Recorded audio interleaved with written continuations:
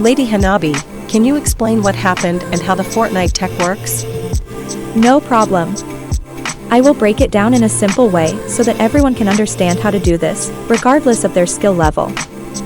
First, there are a few tricks we must know how to do beforehand, which is knowing how to perform a turbo dash, an input buffer, and a switch action. If you don't know any of these tricks, it's okay, because we'll learn how to do them as well. Awesome, I'm only familiar with the term turbo dashing. And speaking of it, at the beginning of the video, you named the tech turbo dash buffers instead of Fortnite. Is there a reason for this? Sure, I usually use widely known terminology within the community, but in this case, the name Fortnite is funny, but inherently misleading in context to the game. So I decided to name it turbo dash buffering since it's more descriptive in nature to the required action of the tech. But keep in mind, you're free to call it whatever you like. Okay, so here's the plan. First, I'm going to show the various turbo dash buffering options, and display the inputs on screen for the advanced players who already mastered the prerequisites. Then we'll break it down and go step by step with everyone, so we all can master this tech together. Starting with the most basic version of the turbo dash buffers, the hit method. We can achieve this by doing a turbo dash, then switching. Before we gain control of the character, we need to click on the attack button, which is either B or circle. All of these actions must happen right after each other in rapid succession. Keep in mind the enemy must be airborne, and your controller inputs must start whenever you are touching the ground.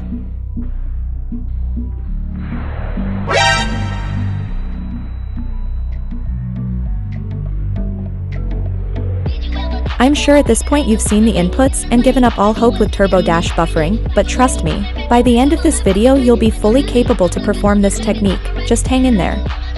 Now, let's learn the other methods. This one is my personal favorite, the jutsu method. This method allows you to buffer a jutsu with your support to perform it while they're airborne, and the inputs are similar to the last method with the addition of one extra input. Let's take a look.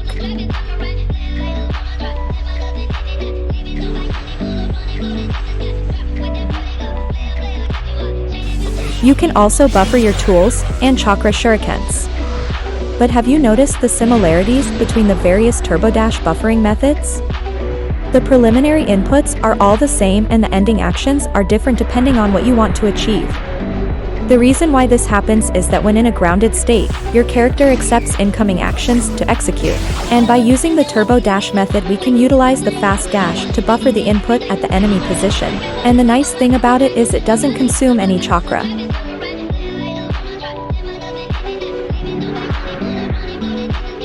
Lady Hanabi, that's amazing. I understand what you're saying, but I still don't know how to do any switch action or things like that. No problem, if you're struggling with this tech, let's practice these following things. Starting with turbo dashing. What you must know here is that turbo dashing is just canceling your hit animation by the use of chakra dashing, which creates a fast dash. All you need to do is attack then chakra dash while the animation is playing, the sooner the better. Some characters do it easier than others, so try going slow, and when you mastered it at that pace, try rapidly doing it. Now that we understand the turbo dash, let's add another component to the mix, the switching aspect.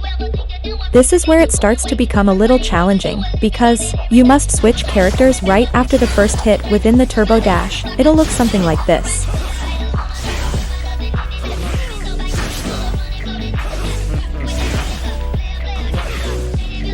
Once you mastered this trick, pat yourself on the back because what you just did is known as a switch action.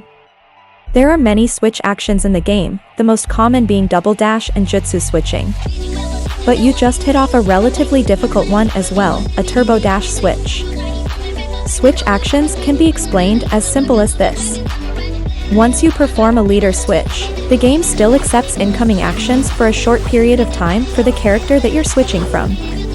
By manipulating that short buffer window, we can tell our support to perform almost any action.